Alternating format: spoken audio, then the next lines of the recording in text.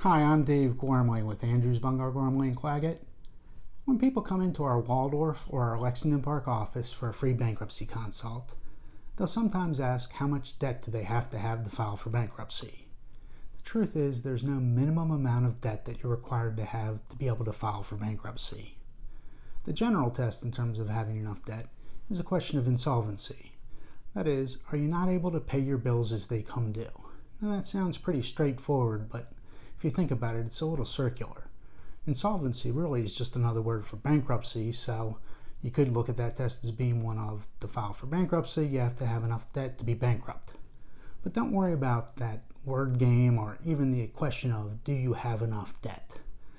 One of the reasons why we offer a free bankruptcy consult is that we very rarely have someone come in who doesn't have enough debt. Generally speaking, by the time people come and see us, they've been struggling, falling behind, or actually incurring more and more debt as they go along.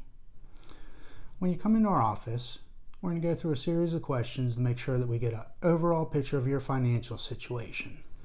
In terms of having enough debt, there's a couple things we're going to focus on. One is going to be your debt to income ratio.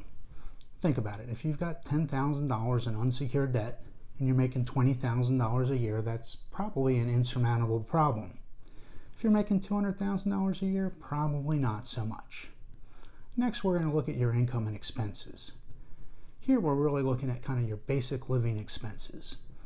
After you've paid those, if you don't have any money left over to pay on any other bills, then we might be looking at filing a Chapter 7. If you have some money left over, but just not enough to pay on all your bills, we might look at doing a Chapter 13 reorganization bankruptcy. That's where you pay back some of your debts over a 3 to 5 year period. After that, we're going to take a look at your assets and what your non-bankruptcy options might be to make these problems go away. And that could be something as simple as refinancing, or maybe working with a financial management company, a nonprofit group to help you negotiate lower interest rates where you pay back your debts over a reasonable period of time.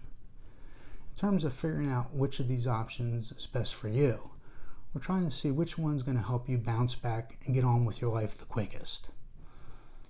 When you come in for that initial consult, after we get that snapshot picture of what you're dealing with, we'll spend the bulk of our time explaining these options and helping you figure out which one's the best for you. I look forward to meeting with you, and thanks for watching this video.